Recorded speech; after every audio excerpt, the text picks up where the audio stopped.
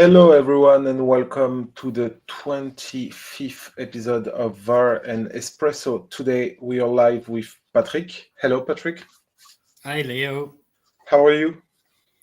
Fantastic. Yeah, just getting ready for a holiday. So had a little treat with last night's match. I got to sit and relax, watch it all, and yeah, it's very exciting game for one team anyway. Yeah, because so we will start talking about that PSG Real Madrid game because it was a new real good performance from PSG, who reached the final and will face Chelsea on Sunday night for Europe, and Sunday afternoon if you are living in the Eastern Coast in the US. So, what did you think about that game? What do you have some points you want to point out? Yeah, well, my initial thoughts are for Chelsea. I think they might try and it would be wise for them to try and like get their visas revoked and go back home before they have to face PSG. That was one of the best performances I've ever seen. The first half was just relentless. I think Real Madrid acted like a boxer who had taken two heavy punches really quickly after each other. They, after the first goal went in, they looked confused. We'll talk about that more. After the second goal went in, they collectively lost their mind. They were all over the shop. PSG were just did not give them an inch, didn't give them a second on the ball. They were harassing them on top. The press was just overwhelming Madrid constantly. And I think I've never seen a team so happy to go in at halftime 2-0 down. Oh, no, 3-0 down. 3-0 down. They probably could have been 6-0 down. It wouldn't have been an unfair reflection on that first half. I was up in the air about what I thought about PSG this season is how good are the team. After seeing that match, I definitely, like in my lifetime, I can't remember seeing a more enjoyable team to watch. Yeah, just a recall for those who could have not watched this game. Fabian Ruiz opened the score at the 6th minute. Then Dembele scored the second 3 minutes later. Fabian Ruiz scored a brace in the 24th minute, and Gonzalo Ramos closed the 4-0 win on the 87th minute. So, yeah, it was 3 goals in the first 25 minutes. Real demonstration, and I don't know if you think the same than me. In this match, Paris were very strong, very good, but we are used to that. The thing that struck me the most is that Real Madrid were very bad. It's a weakness that struck me the most. Yeah, no, I'm with you there 100%. I think we talked about it yesterday. I sort of felt that Mbappe would have been better being put on later in the match as opposed to started. I just think like that may have disrupted the flow that they've built up over the last few games. But even with Mbappe in, even with the changes, they were terrible. The first two goals. It was almost like a blooper reel of a TV show when you see a TV show outtakes, like the bad things that happen. It almost looked like some of them never looked like they played football. Like Rudiger, for the second goal when he took that fresh air swipe at the ball when he just swiped to try and pass. I think his left leg kicked his right leg, and the ball just went past him. For that goal, I think it was for a player that confident, that top level player, and a top level player for years, to do that was baffling, and it sort of shows how PSG get in your head, because obviously by that stage they'd already been 1-0 down, and the first goal, like the second, was Real Madrid masters of their own downfall. Really cheaply giving away possession. I think it was Asensio who took a really heavy touch. Dembele took it away. Courtois cleared him out, basically, so it probably would have been a penalty, but there was no need because Ruiz was in there to finish it off. But they were masters of their own downfall in the first 10 minutes. And I think in the first 10 minutes, PSG were pressing very strongly, but I think it was after the first two goals. The PSG got better after the first two goals, arguably. Sorry. Just saying, after the first two goals, they were arguably better. I think it just filled them with so much confidence to be given two free goals. Yeah, because as you said, it has to be noted that before Dembele's opener, Fabien Ruiz's opener, Courtois made two crucial saves in front of the PSG's forward, and one of them was world class. The second one, I think. And yeah, talking about Rudiger and Asensio, who has been having a terrible Club World Cup display because he was red carded two games ago. Yesterday, he was again not in the mood. So we can say it's because PSG's pressure, which is one of their strengths. We all know that, but that world-class player or high-level player can make this kind of mistakes at this level of competition is quite forbidden, because Rudiger, neither Rudiger or Asensio are bad players, mid-table league players. They are the elite. They won titles. Rudiger won Champions League. They are internationals. It was kind of strange.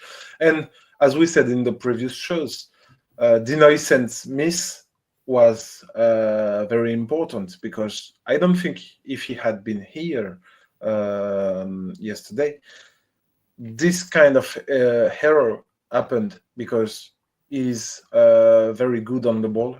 It's one of his main strengths.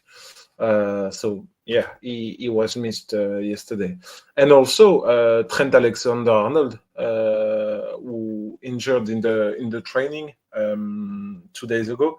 So Xabi Alonso had to deal with that, putting Valverde on the right side of the defense. What did you think about Valverde's replacement? I thought it was unfortunate for Trent, because he was really I think he's had a strong tournament for somebody that's just come in last minute and then instantly playing in a big tournament like this to adapt. I thought he played himself well into the tournament. He was getting better as it went on. So obviously a big miss. Asensio, I don't think there's too many compliments I can give any players from Madrid, but Asensio, I was probably less bad than Rudiger. But no, I just think even with the replacements, I think we discussed this yesterday, the replacements of Real Madrid made the team weaker. The PSG ones, like, they had suspensions. I had to bring in players. Dembele was brought in, and who else was brought in? Beraldo was replaced by. Pacho was off, so Beraldo came in. He was fine. He had a strong game, defensively sound. So PSG have the subs that can. PSG have substitutes that slot in, and you don't see a massive change in the style, formation, or their drive, whereas Real Madrid's changes did not work out well for them at all. And I think it rattled the entire team. But also, having said that, you've mentioned they're a professional unit. They've won multiple trophies before the past. I just don't see how it got so bad so quickly for them. Yeah. And you were talking about positive points or good points for Real Madrid yesterday. I think the only positive one was the return of Eder Militao from injury. He had a solid substitution in the end of the game. Yeah, Militao was solid. I think Madrid substitute Militao was very strong, so that's exciting to see for Madrid. And I can imagine as much as he builds up his fitness over the next couple of weeks, he'll be vital for them next season. But I feel that, himself, Militao, Modric started causing trouble really quickly. Probably would have been better bringing him on early. But the substitutes were, and Courtois was probably, if you look at the 90 minutes, man of the match, and I mean, 4 goals went past them, and it just shows the sort of level the outfield team had. But yeah, I suppose Real Madrid can look and say, yeah, we got plenty to learn from that match. We're obviously not at the level we thought we were, and there'll be a lot for look back on. But Militao coming back would be a plus. Being able to get a rest maybe will be a plus after that. They'll just want to forget this match. Basically, I don't think I've ever seen Madrid look so ordinary in a match. Yeah, they've been beaten by Barcelona. Yeah, they were beaten by Barcelona early in the season. I think it was the same score. But the Bernabeu. Yeah, but the Bernabeu. But also that was humiliating for them, especially being at home. But they didn't play badly. They were just they were slacking moments in that match that cost them. They were just terrible from start to finish. I think Rudiger had 3 minutes. It was just a nightmare because I don't know if you remember, Real Madrid had a corner about 3 minutes after the second goal went in. There was Rudiger was to blame for that second goal. They took a corner and Rudiger tried to swipe at it, completely missed. Yeah. So PSG broke, and it just the camera lingered on Rudiger sort of upside down, kicking fresh air. And it's just, I probably want to watch that 3 minutes for as long as he lives. Yeah. We talked about return, just to notice that Dani Carvajal also returned from injury yesterday, and he did it in his Carvajal style by getting a booking just a few seconds after. Just a few seconds after his substitution. So, and of course, if we talk about Real Madrid's performance from yesterday, we cannot talk about the performance of the forwards, because I still believe that the Mbappe-Vinicius combination is not viable against the big teams as PSG, or it can be against Manchester City, I don't know, Bayern München, for example, because of their defensive contribution. It's non-existent. Yesterday, they leave their midfielders on their own, and it created space for PSG. So it's a real problem.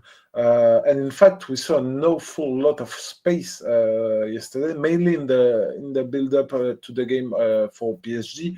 When PSG were in their area, we saw that it was too easy for them to cross the line from Real Madrid. And yesterday, I think they didn't play like a team, but like a collection of individuals. Yeah, no, I'm with you there.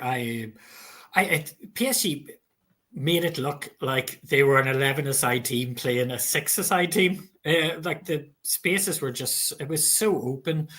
I mean, I know PSG are brilliant with their midfield of Neves, Vitinha, and Ruiz. They're fantastic at controlling the ball, finding gaps, playing out wide. But you've hit the nail on the head, Leo. Mbappe and Vinicius Jr. do not track back. And what's worse, when they see their defenders struggling to hold the ball, you can see they're getting pressed. They're still not coming back, so they're not supporting their team. I think I sort of said yesterday that PSG play as a unit, and the only way Real Madrid could sort of match that is if they also decided to play as a unit and not as a group of brilliant individuals, but individuals nonetheless. I think Alonso is going to have one hell of a task on his hand to try and get that team to play like, say, a PSG, or even play like his Leverkusen team, because I just don't think Vinicius Jr. and Mbappe want to go. They just don't want to go to that side of the half. They don't want to track back. It's not in their nature.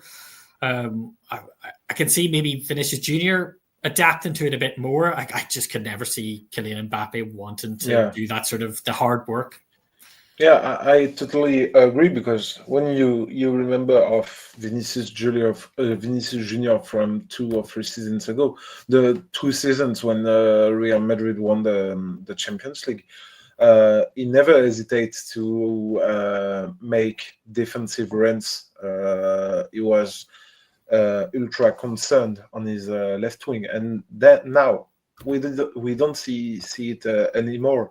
And something that illustrates this idea is that yesterday Kylian Mbappe started the game on the right wing of the Madrid's attack, and then he was replaced in the as a striker, putting Gonzalo Garcia on the wing, which is not his natural place. So it's difficult, I think, to play with those two players, even if they are incredibly good. We all know that. They don't have to prove it. And yeah, I think it will be quite interesting to see how Xabi Alonso will deal with that, because it will be the key point of his season. Yeah, no, Leo, it's gonna be a very interesting. I don't know what their preseason looks like now. I think maybe they'll probably treat that as most of the preseason. They might have one or two practice matches before the season proper kicks off, but yeah, that's going to be the biggest conundrum he'll have. I've got a question for you, Leo. Do you think that the arrival of Mbappe over the last year, do you think there's part of Vinicius Junior that wants it's sort of like competing with him to say who's better? I can do better than you. Instead of remembering that they're part of a team, do you think they're in a sort of competition with each other almost? I think it's difficult when you are the star player of a team like Vinicius was before Mbappe's arrival. When you just won the Champions League, because when Mbappe arrived, Real Madrid have just won the Champions League. So, and Vinicius scored in the final. He was the key player of the squad. So, yeah, I think they are players with egos, so it's kind of complicated. And we were talking about that before Mbappe's arrival at Real Madrid. The difficulties that to play with in such a talented team, because I don't think as a trainer, even if you are Carlo Ancelotti with all your backgrounds and everything, you can't say Mbappe, you are not the star player in this team, because obviously he is on a sportive way, on a marketing aspect. He's the player at Real Madrid, even if on the pitch it's not the truth, or I don't know the reality of the things. Yes, Kylian Mbappe finished the season as the PSG in La Liga, scoring 27, 28 goals, I think. So, yeah, he succeeded, in fact, but not in the big games. And his prestations were kind of... they were not really good all the season, especially if you remember at the start of the season, he didn't score. He was really bad last season. Yeah.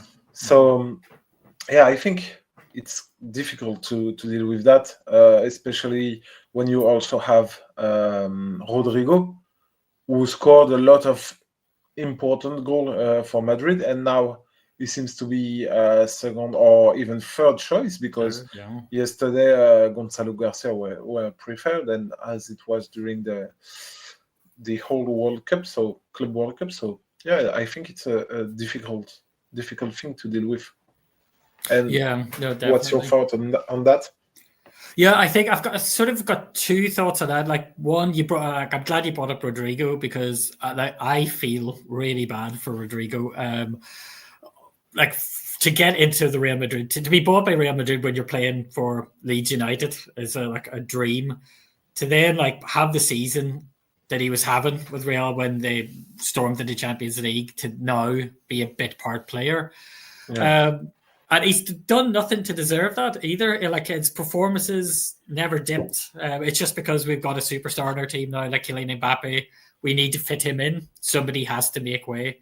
It's it's an incredible shame for him. I know there's been rumors of Rodrigo leaving. A few teams interested, so I would imagine Rodrigo might leave this summer, possibly. But I do feel for him in that regard, because he's sort of been cut out to make way for sort of like Kylian Mbappe through no fault of his playing, no fault of his talent. He was one of my favorite players to watch as well in previous seasons. Second thought was Kylian Mbappe at Real Madrid last season, and hopefully this season he's better. It sort of reminded me of Juventus when they brought in Cristiano Ronaldo. He gets the goals, but it's to the detriment, almost to the detriment of the team. Like the team, Juventus as a team played worse during Ronaldo's tenure there, but he still managed to like be top scorer. I think at least one of the 2 seasons he was there. But his goals were taken away from the team performance. So I think Alonso needs to find a way to get Mbappe keeping up that goal level, but also contribute and remembering to pass the ball. I mean, last night's a bad example because I don't think they had 3 passes in a row that were like accurate until Modric came on, maybe. But I think that's a conundrum for Alonso as well, to try and figure out a way to have Mbappe at that constant level of goal scoring, but also contribute for his team. Yeah, but you just mentioned Cristiano Ronaldo. I think Cristiano Ronaldo, when he was playing for Juve, he did score more important goals than Kylian Mbappe in the big games, because Kylian Mbappe's weakness this season was also that he didn't score winners. He scored against Barcelona. He scored a lot against Barcelona, but Real Madrid always lose. They lose 4 games in, I think, this season, and conceded 16 goals against Barcelona. So he scored in some big games, but when it not against Arsenal, for example, in the Champions League, when Real Madrid needed his goal. So he had a lot of goals, but the timing of theirs wasn't the best for Real Madrid. No, absolutely, and that's something that we can't really say much about yesterday's performance as his first start, and he may have been still carrying over a stomach bug. But last season it was flattering to deceive his numbers, really. As you say, in the big matches, in the important moments when you expect him to stand up, he wasn't. Now we can sort of look into that as he's adjusting to a new league, adjusting to a new manager formation, and obviously there was like changes around him to try and accommodate him. So there was like changes in attack to see what worked best with Mbappe. But Mbappe, as you say, like as you've mentioned, he's got the ego and he knows he wants to be the number 1 player. But it could be good for him if somebody sat him down and said, "You are the number 1 player, obviously, in the team, but we need to work a way for people to feed into you and like more communication." I didn't see much side of him getting super frustrated last season when things weren't going his way. Sort of like you would see Ronaldo, if a pass was misplaced, he would throw up his arms. Sort of, Mbappe doesn't have that element as much to him, but I definitely think he needs to think team more than me. I think it's a team more than the individual. Yeah. And to be honest, when he was in PSG, the last last 2 seasons, he was not as good as we can say in the build-up. Just he scored crucial goals, and he scored all just goals. He was a killing machine, scoring twice, hat-trick and everything, but he was not necessarily the best player in the team in PSG, and it was I think it was quite the same thing last season with Real Madrid, because he wasn't the best player, but he was one of the deadliest. So it saves a lot the perception we got of his performances. So no, exactly, and maybe a lot when you think about Mbappe. So if you mentioned to a football fan Mbappe, you think that World Cup final.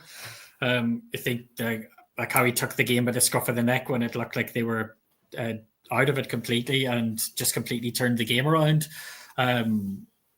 But as you say, like he's almost like a highlights footballer more than a 90-minute shift footballer. Yeah, and the club the 2022 World Cup final is the emphasizement of Kylian Mbappe, in my opinion, because before the 80th minute, France in general, but especially Mbappe, weren't good at all. They were so bad. And then Mbappe's genius came in. He scored three, and yeah, that emphasized the idea of Kylian Mbappe being a star player. Really interesting one, and he's capable of making highlights and level up when the situation needed it. But maybe for a season long 90 minutes, it's more complicated. The thing is that it's quite paradoxical because he wants more, but by doing less. So I don't think it's possible for a club like Real Madrid. You have to give it 100% if you want to succeed in a club like that. No, absolutely. And if they want a template of success, even though it might be a tough watch, they should probably look at last night's match. Like, look at PSG, look at how they played, and like that's how to play football. That's how to work as a team, how to drive each other forward.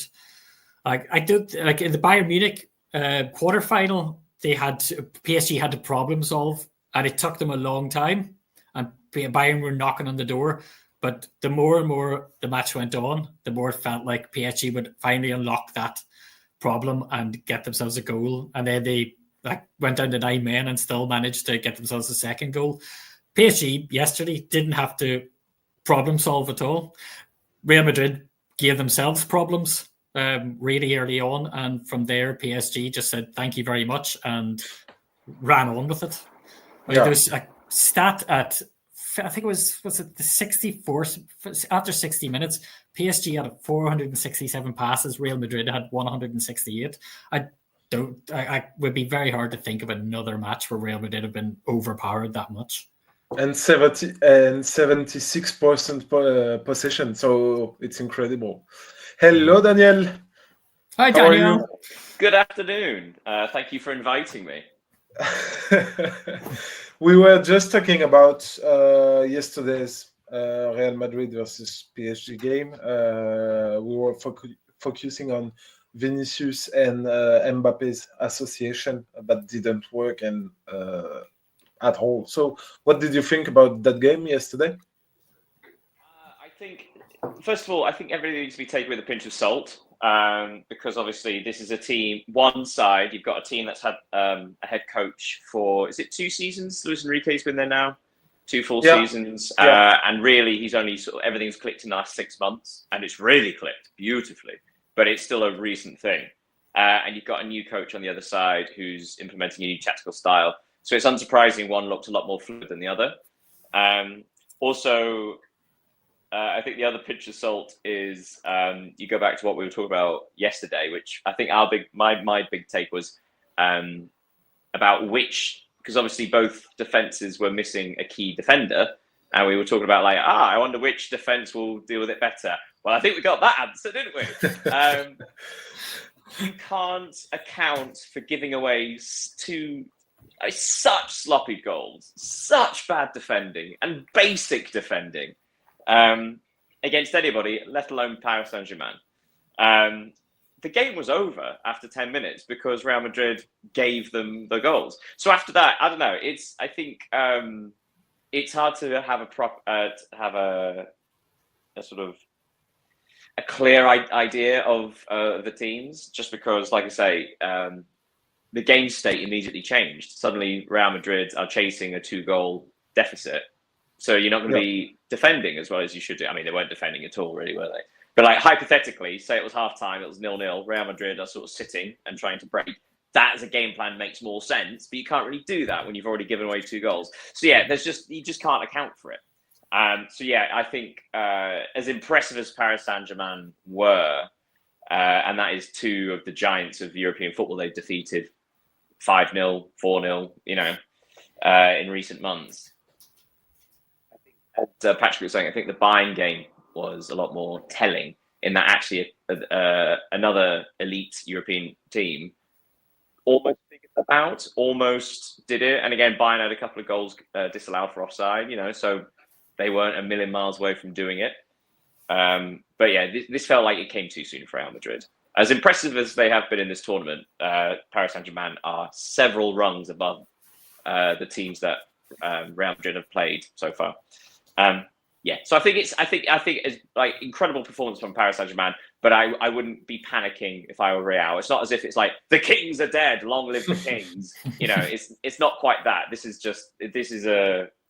It's too soon in this particular journey for Alonso's men.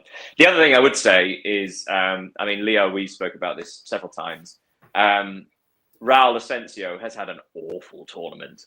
If they take anything away from this, he is very much the fifth choice centre back. So if it'd be interesting to see if Real try and get another centre back in, maybe on loan, to try and cover Militao's absence, because obviously, if everybody was fit, it would be Rudiger, who, let's not forget, also conceded a stupid mistake to allow a goal. It'd be Rudiger, Militao, and probably Huijsen, and then you'd have Tchouaméni in front of him as a defensive midfielder. But you do not have Militao. You don't have Militao for a while. So all you have is Tchouaméni or Raul Asensio. So yeah, I'd be intrigued to see if they try and get another defender.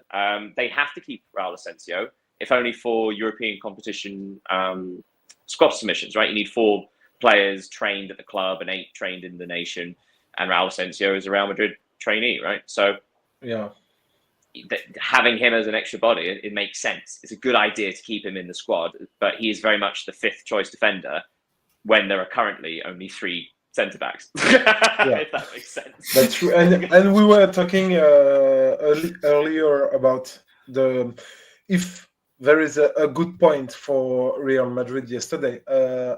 We said that it was Eder Militao's return because his substitution were quite interesting, in fact. Broke up for me a little bit. Would you mind repeating that? Yeah, we have just said that if Real Madrid could be happy about one thing yesterday, it was about Militao's return, because his substitution was quite good, in fact. I just hope they're not rushing it. Rudiger he came back a little bit earlier than expected, and just in time really for this tournament, because obviously Raul essentially got suspended when they needed more defenders. Militao, again, considering the severity of his injury, you just hope it's not too soon. You hope that it's like, okay, that's like just a little bit of time, and now they're going to have another couple of weeks off. I just hope they don't rush it too much, because obviously defending, as we just mentioned, defending with Militao and Rudiger is a whole different proposition than to defending with Raul Asensio and the makeshift centre back in Tchouaméni. Yeah. We are going to make a deep preview of the final on tomorrow, but I have a question for you. Is the best team in the world is going to win the Club World Cup and this Sunday, and wouldn't it be logical, in fact? Yeah, I've been talking for a bit. Sorry? I was going to say, does Patrick want to answer this? Because I've been talking for a bit. So will the best team win PSG, I assume?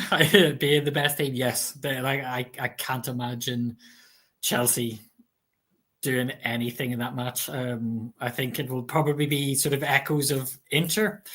I can't see it. Like PSG, Daniel made good points about Real sort of settling in sort of its early doors with Alonso, but it's early doors in many ways for Chelsea. They're bringing in like drafts of players, trying to get them used to playing under a new formation or under a new manager. So I think it may be sort of yesterday repeated. There's nothing. I can't really make a single argument for Chelsea winning this match. I think it's PSG's sort of destiny to win on Sunday, then win every match for maybe the next year and see how that goes. But I mean, sorry to jump in there. It's widely regarded, and not unfairly, that whoever wins the UEFA Champions League is the best team in the world. That's the way things have been, right? If you go to what is now the Intercontinental Cup, the Club World Cup, last 22, 23 years, there have only been 2 winners that haven't been European. It's dominant. So it's kind of accepted that whoever wins the Champions League is the best team in the world. UEFA Champions League, rather. Now, having said that, we should also point out that the champions of Spain are not in this competition. The champions of England, regarded as the toughest league in the world, are not in this competition. The champions of Italy are not in this competition. The champions of Portugal, so it's this strange asterisk of, actually Paris Saint-Germain almost certainly are the best team in the world. They rightly won the UEFA Champions League. They battled, they lost to Aston Villa, but squeezed through that. They could have lost to Arsenal, but they got through that. They squeezed through against Liverpool on a penalty shootout. These narrow margins, these narrow victories, and then destroyed Inter in the final, right? Yeah. So it's hard to know if they're the best team in the world or if it's just this is the peak of their powers. This is the 6 months of incredible form, and obviously, much like a lot happens with tactical identity, will people work it out next season? Right. That comes along quite often. You get a dominant team in a certain league, and then next year they're sort of they're less potent because again the coaching and tactical analysis is so advanced. People work teams out, and people will work out Paris Saint-Germain. I mean, we saw with Bayern, right? They almost worked them out. They had a good game plan. Arguably, it worked. So I think the best team in the world are in this final. But again, there's that thought of, I wonder what would have happened had the best team in England, doing it without the best team in England, the best team in Spain, the best team in Italy, the best team in Portugal. That's a strange argument, isn't it? But that's my only sort of quibble with it. But it's just all fell into place for Paris Saint-Germain, hasn't it? It's all come at the right time. And if I can just add something, Daniel, to your point, last season or the 2024-2025, during the 2025 season, everyone was saying that PSG, Liverpool, and Barcelona were the 3 best teams in the world from what they have shown, the goals, the talented. PSG played against Liverpool and they defeated them, but they never played this season against Barcelona. So it would have been a quite interesting opposition. And that's the final that everybody wanted, right? Because Barcelona, record number of attacking goals, such wonderful attacking play, vulnerable defensively, and probably would have been picked up by Paris Saint-Germain. But it's one of those where the final could have been 4-3 as opposed to 5-0. That's way more interesting than a 5-0. But Inter, rightly, they deserve to beat Inter. You don't defeat them over 2 legs by accident. That's kind of the beauty of football, right? Some tactical setups defeat other tactical setups, and others completely steamroll others. It's beautiful. It's flexible. It's a really good point. The fact that, I mean, arguably did they beat Liverpool? They lost the game 1-0 and they won a game 1-0. They defeated them on penalties. For me, that's a draw. For me, they drew against Liverpool. For me, they still barely beat the second best team in England. They somehow almost lost to Aston Villa, who are the 6th best team in England. It's different. But also, but hey, look, someone else is here. Hello, Pedro. Sorry. Pedro. Hello, good afternoon. I was listening you carefully. It's interesting how PSG without huge superstars like Neymar, Messi could build the best soccer team in the world. It's interesting to analyze how works the chemistry, how works the team functionality with very good players indeed. And they lose Mbappe, they improve. How interesting it is. Sorry, Leo. No, go on, Daniel. I was just going to jump on Pedro's point and sort of refer back to that video of Enrique yelling at Mbappe in his final year at Paris Saint-Germain. trying to not sort of persuade him to listen to Enrique, but to almost throw Enrique's idea at Mbappe. You've got to buy into it, otherwise it doesn't work. And it didn't quite work, and so Mbappe leaves. And look, and it took another 6 months of trial and error, but he found someone to make it work in Dembele, right? It's also interesting how there has been a lot of, I think, potential overreaction because we seem to go through the ages of like Guardiola's Barcelona, went through the age of Real Madrid as the dominant force in Europe, and that is arguably an end. I think that came to an end really with Ancelotti leaving, so to speak. That's the end of the era. Are we now in the era of Paris Saint-Germain? Possibly, but it is only the first season. Is it going to be this incredible? We'll only know in 3 or 4 years. But it's an incredible start. But it's hardly. I wouldn't jump up too soon to say, "Yep, Paris Saint-Germain are the best team in the world, and they will be for the next 4 years." Not necessarily. Yeah. They've done for the first time under their $1 billion ownership. They finally had good recruitment, which has still cost a lot of money, to be clear, but it's been more tactical, and it's been younger French players, more desire, better work rate. It's been more intelligent recruitment, right? So after throwing a lot of money at this, they've got it right, and you've got to applaud them for that, but also highlight the fact that it has taken a while. Yeah. But you're right, because it's an idea I strongly defend, because when we talk about PSG today, global media, they say that PSG no longer have stars like Messi, Neymar, Mbappe, and that's right. But when you see that they spent 90 million euros last season just to buy Colomwani, 70 million euros to buy Kvaratskhelia, 60 for Doué. It's the same thing. It's just not the same names. So yeah, we have to be careful with this point, I think. Yeah, I agree with. So I was just going to touch on Daniel's point that I agree with what Daniel says. To build a squad that can be considered one of the greatest of all time, 1 year doesn't cut it, or as you say, 6 months. What's the expression? One swallow does not a summer make. Doesn't make a summer, yeah, exactly. So we'll see how it is in 4 years' time. But at the minute, I was saying this at the start, not the best team of all time. Can't even say that for a few more years. Currently the best informed team at the moment, but I can't think of a more enjoyable football team to watch. I'm a United supporter. I've went through a few great years, a few fallow years of late, but that PSG team are of such an abundance of fun to watch. Yeah, they may make games boring though by winning 4-0, 5-0 and stuff, but you got to admire that. I think I know you say like Chelsea don't really stand a chance in the final, and I completely understand why you say that. And to be honest, I can also see a similar situation where quite a young Chelsea defense will be pressured from the press, will be pressured into mistakes, and suddenly you're 2 goals behind and the game's gone. However, having said that, Chelsea do have players that can hurt Paris Saint-Germain.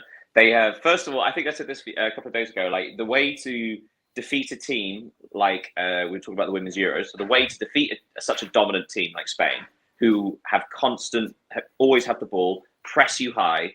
We see there are a couple of ways to defeat them. One, be Jose Mourinho, who was the master at that, which was, just let them have the ball then.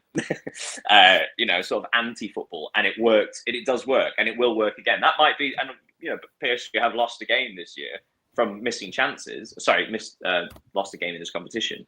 So they're not impenetrable. They're not invincible. But the way to defeat these teams is having basically 2 or 3 things. One, having a midfielder who is able to receive the ball under pressure and press-resistant midfielders. 2, having incredibly quick wide players who can get up the pitch to support the front player. And 3, have a front player who can hold up the ball. So if you have 2 of those 3, you have a chance of defeating these teams because essentially you can work the counter-attack. And for me, Chelsea actually tick all three of those boxes. I think whether it's Delap, who is very good at holding up the ball or running down the flanks, or now João Pedro, who is, I think I saw in regards to statistics around running to the ball, he was leading the Premier League in every single metric. He is an expert at running to the ball as opposed to in behind. So either him and Delap have the skills and the attributes to actually do well against Paris Saint-Germain. They have midfielders who can take the ball under pressure in like Enzo and Palmer, who are such good technical players. And they have quick wide players. So I don't know. I think it could be one of those things where Chelsea absolutely are pressured into making mistakes because they're an experienced defence. But let's not ignore the fact that they could damage Paris Saint-Germain going forwards. They have the tools. And this goes back, talk about Paris Saint-Germain's recruitment, finally getting it right. This bizarre recruitment with the Chelsea ownership, who are treating it like an American team, may well finally be coming together, you know? Yeah, you're right. Just before jumping in the Women's Euro award on the Champions League qualification from yesterday, Patrick, you wrote. I forgot that just started. Oh my god! Yeah. Sorry, it confused me because there was an article in Athletic today about the problem because the last season is still going on with the Club World Cup, and now you got the next season starting. I'm just like, what? How has this happened? Yeah.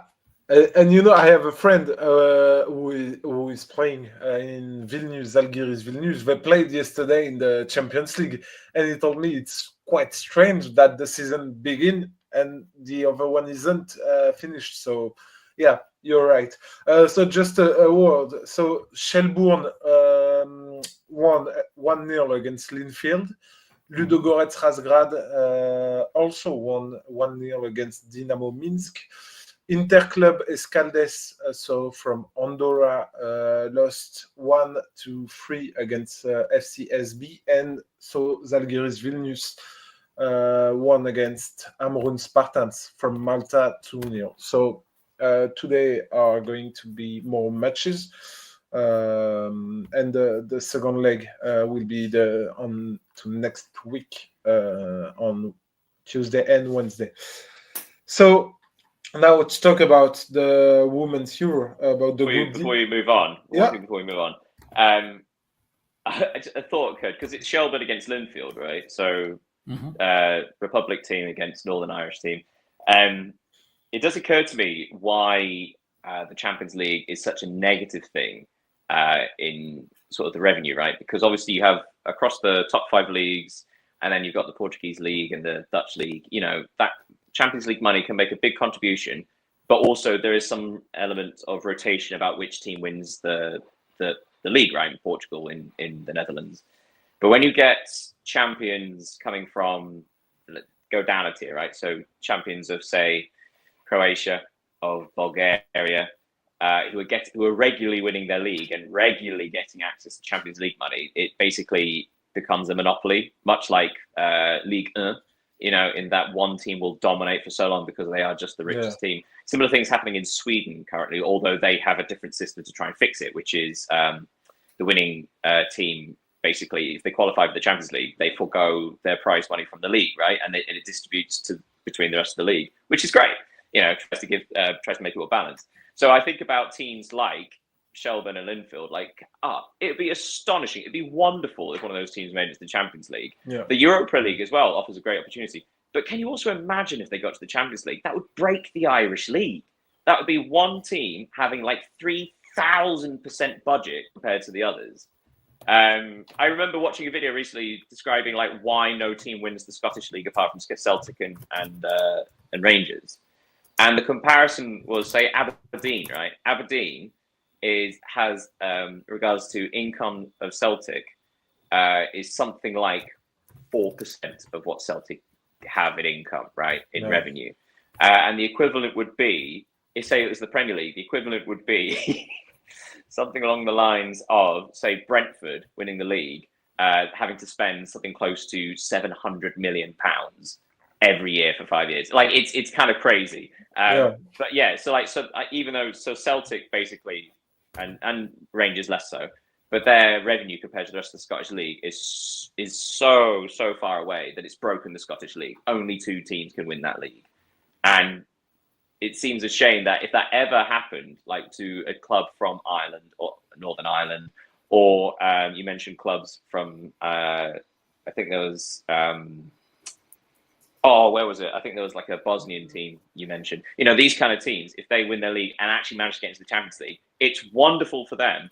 But essentially, if you do that, it will break the domestic league, which it seems counterintuitive. Yeah. So we can now talk about the Group D of the Women's Euro. Yesterday it was England against the Netherlands and France against Wales in the Group D. Pedro, did you watch these games, or the highlights, or what did you think about it? I watched the highlights. I'm not surprised with the result. It's what I was expecting. Remember that France cannot mess up against Netherlands because the first tiebreaker is the head-to-head, so they cannot lose the game. And I think that England is going to go through as well. They are going to easily win the next game. Do you want to talk about today's games in the Group A? We will just make a tour between those 2 games with Daniel and Patrick, and then we can have a word on today's game also. Yeah. Okay, let me just finish with an appointment that Daniel talked about. José Mourinho 20 years ago brought new levels of motivation and energy based in a common loyalty between all the pack. And in the last few years, some people told that José Mourinho coaching, it was being overtaken by new philosophies, new methods of training, new strategies. And Mourinho told, no, what really changed, it was the managers and their entourage who shaped the mentality of the players more than what I have taught and what I have put it in soccer. What do you think, Daniel? I mean, it's not. I think we look back at Mourinho's Champions League victories. In some ways, even though Porto was a real shock, like out of absolutely nowhere, in some ways the Inter one was even more surprising because of, partly because of the fact that he had to beat Barcelona over 2 legs. This is peak Guardiola's Barcelona. This is something that Alex Ferguson's second great squad couldn't defeat in 2 finals. And yet, over 2 legs, Mourinho's Inter defeated them. At the San Siro, I mean, they not outplayed them, but they definitely outthought them and outfought them. But it's almost like the masterclass of that 1-0 defeat at the Camp Nou, right? In that I think they had like 28% possession. They just gave the ball. They literally kicked the ball up and just let them have it and defended for 90 minutes. I mean, it was astonishing, but also you can't help but respect it, right? If you realize that if we try sort of the acceptance of, if we try and do this kind of football or this kind of football, we will almost certainly lose. The best chance of us getting through this tie, considering they already had the lead, the tactical victory of the first match, therefore led to the tactical victory of the second match. They were allowed the space to just defend, and they did it brilliantly. I think it's in some ways it's a shame to see Mourinho clearly almost become this pantomime villain.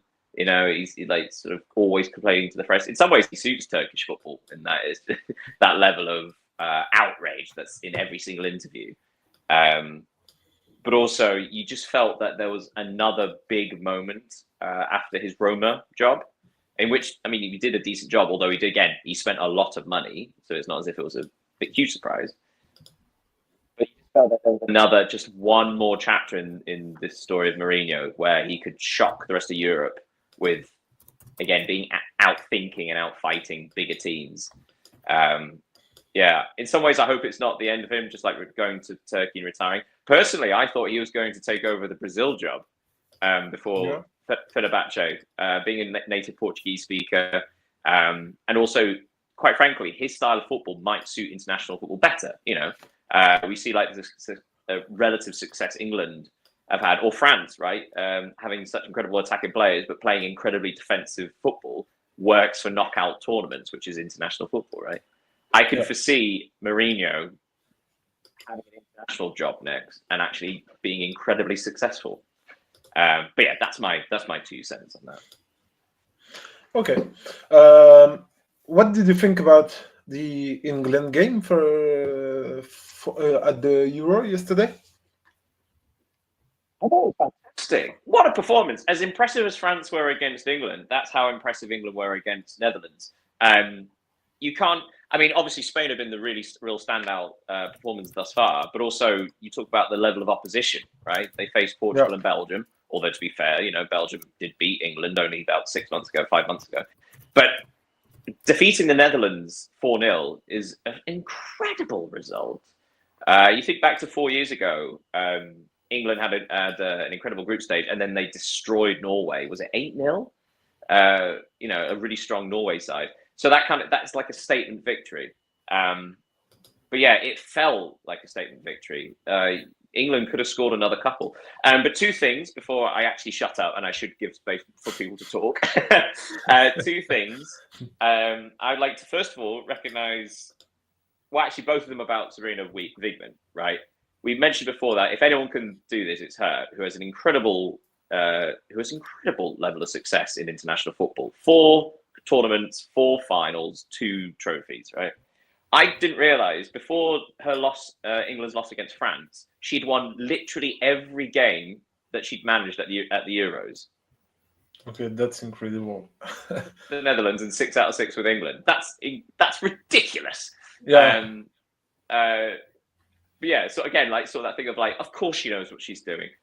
This is unprecedented levels of success at the highest level.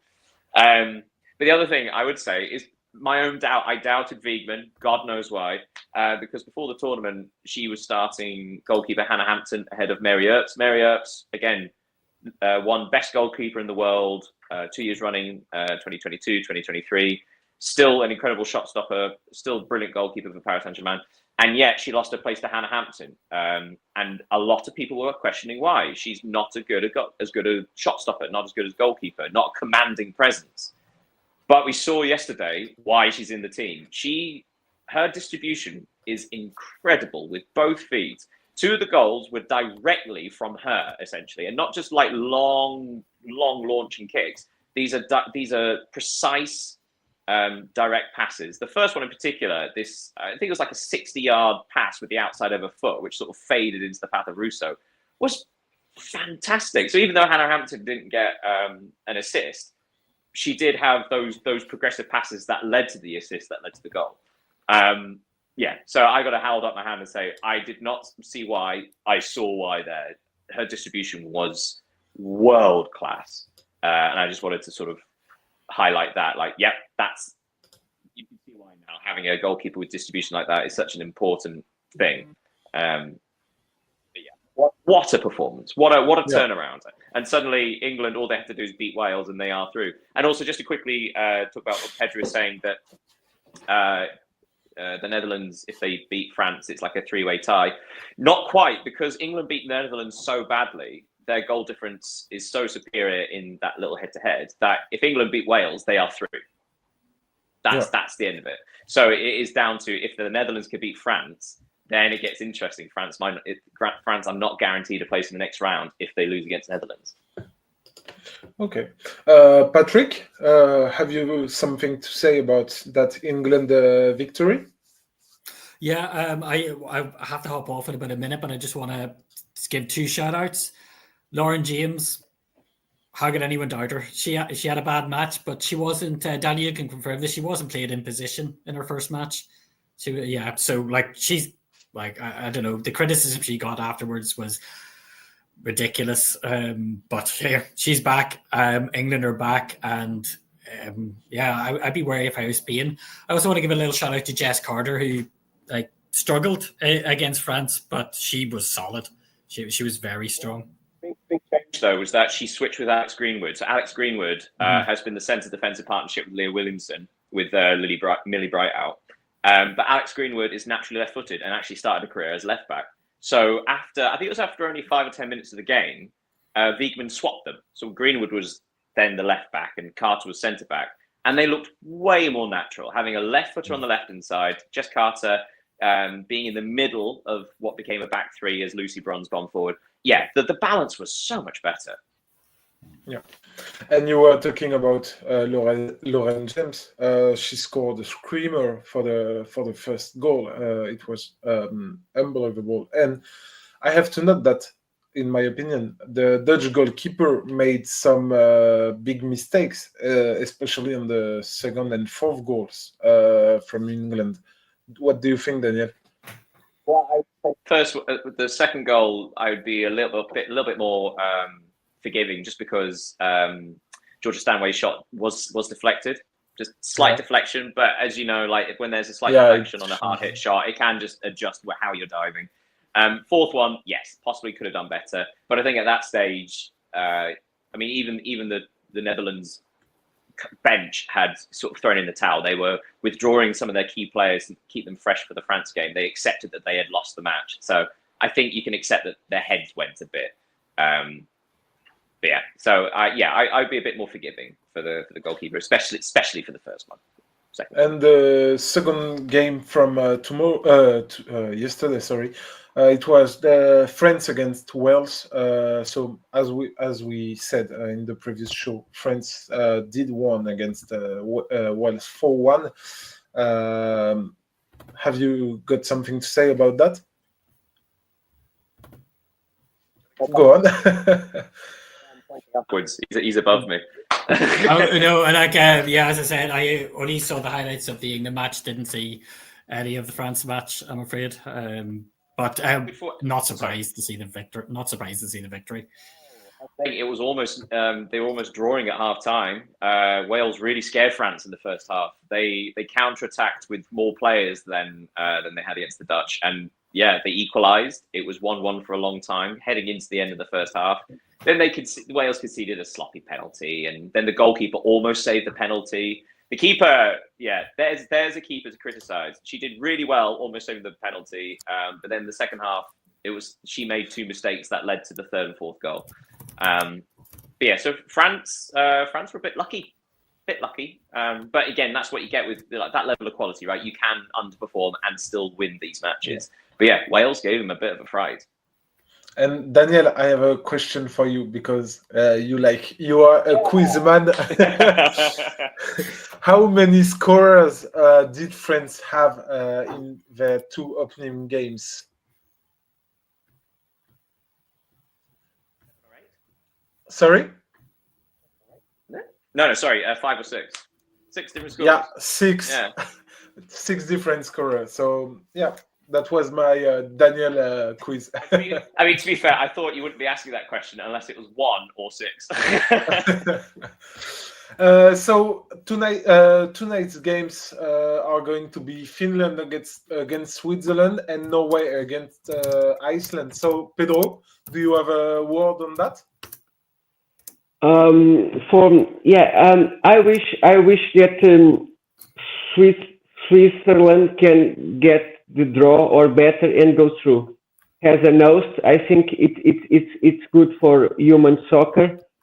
They are expecting almost full house in Geneva. It's around 25,000 people watching. I was trying here to see if I could find tickets just to know the prices. I could find the tickets in the secondary market that cost 60 euros. So I think the primary market for the prices should be around the 40 euros match. What is affordable for Swiss standard life levels? So it's my wish. Swiss and Finland doesn't play together since the national team since 2019. So you don't have a recent comparing of the matches between those teams. You know that the winner takes it all, and a draw it's enough for Switzerland because they have a better goal difference. And I desire that there's a lot of Portuguese community in Swiss, a lot. I think more than 1 million Portuguese immigrants living in Switzerland. With you will check the crowd will rooting for them, will cheer for them. The stadium will be full or almost full, and I think it's important. Norway is already qualified. Let's see if Iceland can leave the tournament without 0 points. Yeah. Okay, so first of all, Norway against Ireland is a dead rubber. Norway have definitely won the group, and Iceland have definitely lost it, which is a shame. But it'd be interesting to see what Norway do, because they could rotate the team, but they haven't been very good. They've won both their matches, but they haven't been impressive. So you do wonder if actually they'll keep a mostly full strength side, just try and get a bit more of a rhythm playing together heading into the quarterfinals. Obviously, they have a slightly more favourable draw than some. They should be looking at playing probably Italy. Almost certainly Italy, actually. Portugal can still squeeze through. But either way, like, Norway should feel confident going into that match, but not from the first two matches. So yeah, it'd be interesting to see if they play with a full strength side just to keep up the momentum. But yeah, Switzerland and Finland. I would, if whoever's watching this, I would encourage people to watch this live. I think it's going to be a really fun match. Both Switzerland and Finland have been really impressive in this. Like, they have genuinely gone. I think Finland probably outplayed Norway when they lost. I think Switzerland came close to outplaying Norway. They are both. Neither team have sat back and defended. Both of them have tried to play through the lines in midfield. Both of them have tried to attack down the wings. Finland mostly with overlapping fullbacks. With Switzerland, they've got really fun wingers that cut inside and create chances that way. But both of them have got pace. Both of them can break. I think this is going to be a really fun match. And as Pedro was saying, in front of a packed house, in front of the Swiss home crowd, I think this is going to be a really fun watch. So yeah, I would encourage everyone to watch this game. The other game, you can, because obviously they're on at the same time, I would choose this one. This one is, I think it's going to be really good fun. And yeah, Switzerland only need a draw, and they're into the quarterfinals for the first time ever. So a lot to play for. Okay. Just to recall the state of that Group A, Norway is at the top with 6 points and a goal difference of +2. Switzerland and Finland have 3 points each, but Switzerland has a positive goal difference by 1, and Iceland with 0 points bottom the group and with a goal difference of -3. So it will be quite interesting, as you said, Pedro and Daniel. And so, yeah, do you have something to add today? One more thing. I've noticed that this episode has run on longer than usual. I think it's because I'm a guest this time, so I've been talking a lot more. And you are an invited guest. It's a pleasure to have you, Pedro and Daniel, every day with us for this 25th episode of VAR and Espresso. So we are now maybe at the end of this show, because the Club World Cup is going to end. But do not think you will never see us again, because we have other things coming. So yeah, I want to thank you all, our viewers. You can follow us on YouTube, Instagram, X, on the site where daily Women's Euro recaps are posted by Daniel and Steve. We have a lot of good stories for you, so come check and follow. And thanks for being here every day. Thanks, Pedro, and thanks, Daniel, for your participation. And we will see you tomorrow. Well, have a great day, everybody. Thank you. You too.